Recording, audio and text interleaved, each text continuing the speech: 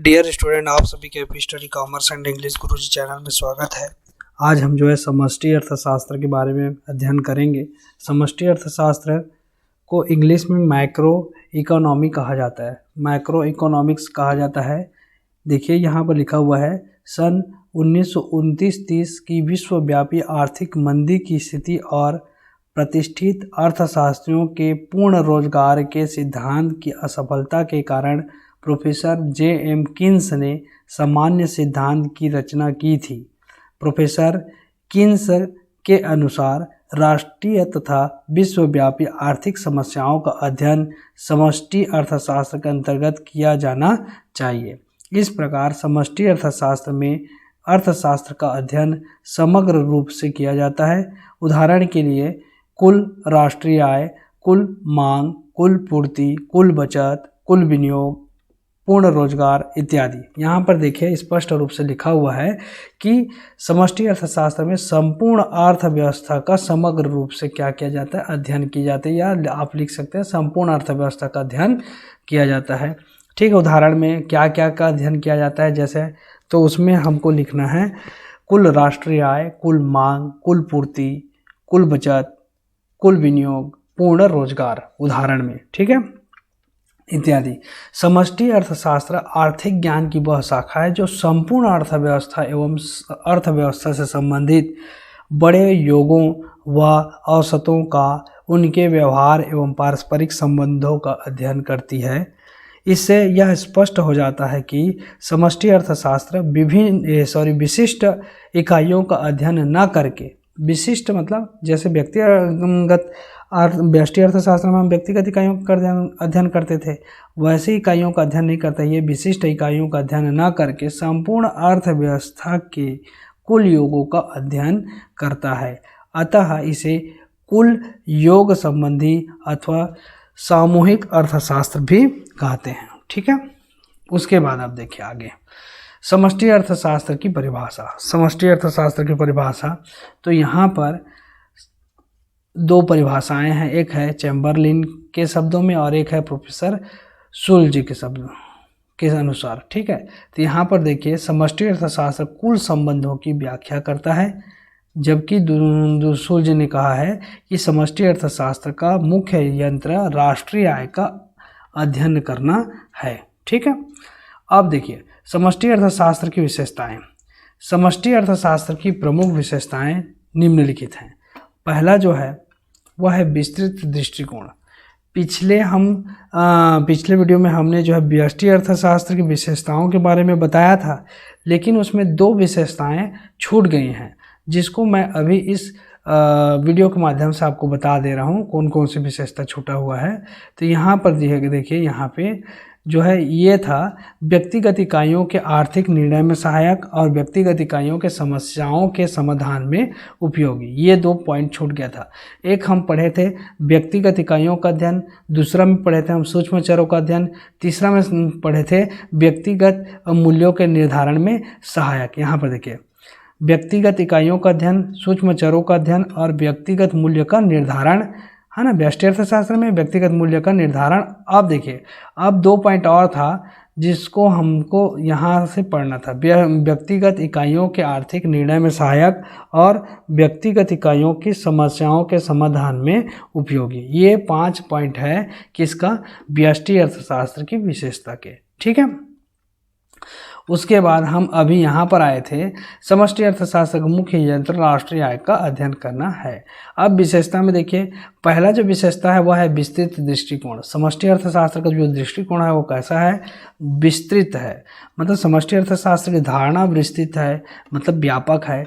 इसमें छोटी छोटी इकाइयों को महत्व नहीं दिया जाता, बल्कि इसकी सहायता से राष्ट्रीय एवं अंतर्राष्ट्रीय आर्थिक समस्याओं का हल निकाला जाता है। इस प्रकार समष्टि अर्थशास्त्र प्रायोगिक अर्थव्यवस्था के महत्व को स्वीकार करता है। मतलब कहने का मतलब है कि इसमें छोटी छोटी इकाइयों का अध्ययन नहीं करते, इसमें छोटी छोटी चीज़ों के बारे में हम अध्ययन नहीं करते हैं। इसमें जो है विस्तृत, ठीक है, राष्ट्रीय एवं अंतर्राष्ट्रीय आर्थिक समस्याओं का हल निकालने का प्रयास किया जाता है। क्लियर हो गया। इसके बाद विस्तृत विश्लेषण। पहला विस्तृत दृष्टिकोण, दूसरा विस्तृत विश्लेषण, दोनों विस्तृत विस्तृत है ना। विस्तृत विश्लेषण, तो समष्टि अर्थशास्त्र में विस्तृत विश्लेषण को सर्वाधिक महत्व दिया जाता है। किसको महत्व दिया जाएगा? विस्तृत विश्लेषण को सर्वाधिक महत्व दिया जाता है।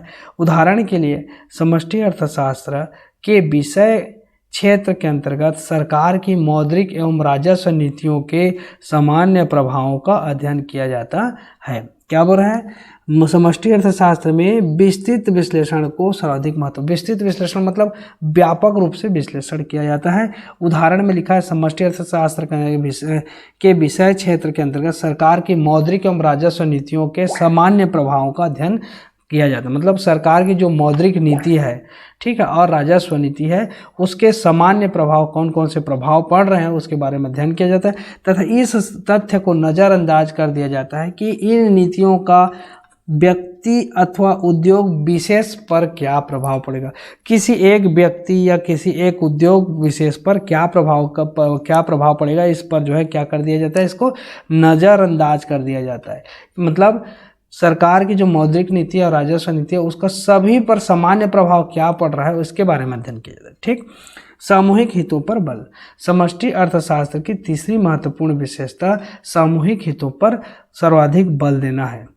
इसीलिए समष्टि अर्थशास्त्र व्यक्ति हित की तुलना में सामूहिक हितों को अधिक बल देता है। व्यक्ति हित की तुलना में सामूहिक हितों को क्या करता है? अधिक बल देता है। क्लियर हो गया?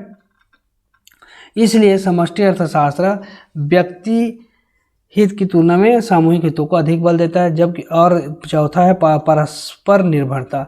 तो व्यष्टि अर्थशास्त्र में संतुलन की दशा में हुए परिवर्तनों का प्रभाव अन्य इकाइयों पर नहीं पड़ता। परस्पर निर्भरता, तो व्यष्टि अर्थशास्त्र में संतुलन की दशा में हुए परिवर्तनों का प्रभाव अन्य इकाइयों पर नहीं पड़ता। जबकि समष्टि अर्थशास्त्र में मात्राएं इतनी अधिक होती हैं तथा ये एक दूसरे से परस्पर इतने संबंधित होते हैं कि एक में परिवर्तन करने पर अन्य मात्राओं के संतुलन स्तर में भी परिवर्तन हो जाता है। ठीक है, तो इसमें जो क्या होता है, परस्पर जो है इसका प्रभाव पड़ता है। ठीक है, यहाँ पर देखिए विस्तृत दृष्टिकोण, विस्तृत विश्लेषण, सामूहिक हितों पर बल और परस्पर निर्भरता। दो विस्तृत है, याद हो जाएगा। विस्तृत दृष्टिकोण, विस्तृत विश्लेषण, सामूहिक हितों पर बल और परस्पर निर्भरता 4 बार, 5 बार, 10 बार दोहराएंगे तो कोई भी चीज़ बार बार जैसे रिपीट करने से याद हो जाता है। ठीक है, अब है देखिए समष्टि अर्थशास्त्र का क्षेत्र। समष्टि अर्थशास्त्र का क्षेत्र जिसमें बहुत सारे पॉइंट है। इसमें देखिए पहला है आय तथा रोजगार का निर्धारण, आय तथा रोजगार का निर्धारण। दूसरा सामान्य कीमत स्तर एवं स्फीति का विश्लेषण। तीसरा आर्थिक विकास के सिद्धांत। और चौथा है विस्तृत वितरण का समष्टि सिद्धांत। और पांचवा राजस्व का सिद्धांत। ठीक है, इसको आप ऐसे ही पढ़ लीजिएगा। ठीक, अब हम आगे बढ़ते हैं समष्टि अर्थशास्त्र के प्रकार में। तो समष्टि आर्थिक स्थितिकी, तुलनात्मक समष्टि आर्थिक स्थितिकी और है समष्टि आर्थिक प्रौद्योगिकी। ये तीन जो हैं इसके प्रकार बताए हुए हैं। यहाँ पर देखिए समष्टि अर्थशास्त्र प्रकार में समष्टि आर्थिक स्थितिकी में क्या होता है, तो समष्टि अर्थशास्त्र के अंतर्गत संपूर्ण अर्थव्यवस्था का अध्ययन संतुलन की दशा में किया जाता है। ठीक है, संपूर्ण अर्थव्यवस्था का अध्ययन किस में करेंगे? संतुलन की दशा में करेंगे। लेकिन समष्टि आर्थिक विश्लेषण इस तथ्य का विश्लेषण नहीं करता कि अर्थव्यवस्था संतुलन के बिंदु पर किस प्रकार पहुंचती है। यह बताता नहीं है कि संतुलन के बिंदु पर किस प्रकार से पहुंची है। समष्टि स्थितिकी में जिस अंतिम संतुलन का अध्ययन किया जाता है उसे प्रोफेसर किन्स के अनुसार निम्नलिखित समीकरण की सहायता से स्पष्ट किया जा सकता है। यहाँ पर देखिए y बराबर होता है C + I। y मतलब कुल आय और C मतलब कुल उपभोग व्यय और I मतलब कुल विनियोग व्यय। ठीक है, उसके बाद देखिए तुलनात्मक समष्टि आर्थिक स्थितिकी। इसके अंतर्गत स्थैतिकी रीति द्वारा प्रायोगिक प्रक्रिया का अध्ययन किया जाता है। क्या के द्वारा? स्थैतिकी रीति द्वारा प्रायोगिक प्रक्रिया का अध्ययन किया जाता है। इसको याद रखिएगा। तुलनात्मक में ना एक अर्थव्यवस्था के विभिन्न समष्टि चर जैसे कुल आय, कुल रोजगार आदि परिवर्तित होते रहते हैं। इसके परिणाम स्वरूप अर्थव्यवस्था के साम्य बिंदु भी परिवर्तित होते रहते हैं। तुलनात्मक समष्टि में आर्थिक स्थिति के अंतर्गत इन विभिन्न साम्य बिंदुओं की परस्पर तुलना की जाती है। ठीक है, क्या बोल रहा है कि तुलनात्मक समष्टि आर्थिक स्थिति में विभिन्न साम्य बिंदुओं की परस्पर तुलना की जाती, किंतु यह विश्लेषण इस बात की कोई व्याख्यान नहीं करता कि एक साम्य की स्थिति से दूसरे साम्य की स्थिति तक पहुंचने की प्रक्रिया में कौन कौन से घटक प्रभावशाली रहे, अर्थात अर्थव्यवस्था एक साम्य से दूसरे साम्य की स्थिति तक किस प्रकार पहुंची, यह व्याख्या नहीं करता। ठीक है, जैसे पिछले में हम पढ़े थे वैसे ही टाइप का है ना। केवल तुलना तो कर देगा, दो विभिन्न साम्य बिंदुओं के बीच क्या करेगा, परस्पर तुलना करेगा, लेकिन ये व्याख्या नहीं करेगा कि एक साम्य से दूसरे साम्य तक किस प्रकार से पहुंचा है, इसमें क्या कौन कौन से घटक प्रभावशाली रहे, इसके बारे में क्या नहीं करता, व्याख्या नहीं करता। ठीक, उसके बाद समष्टि आर्थिक प्रावैगिकी, आर्थिक विश्लेषण की यह नवीनतम एवं यथार्थ प्रणाली है। क्या है, नवीनतम एवं यथार्थ प्रणाली है। कौन, समष्टि आर्थिक प्रावैगिकी। ठीक है, इसमें 3 है। पहला है समष्टि आर्थिक स्थितिकी, दूसरा तुलनात्मक समष्टि आर्थिक स्थितिकी, और तीसरा है समष्टि आर्थिक प्रावैगिकी।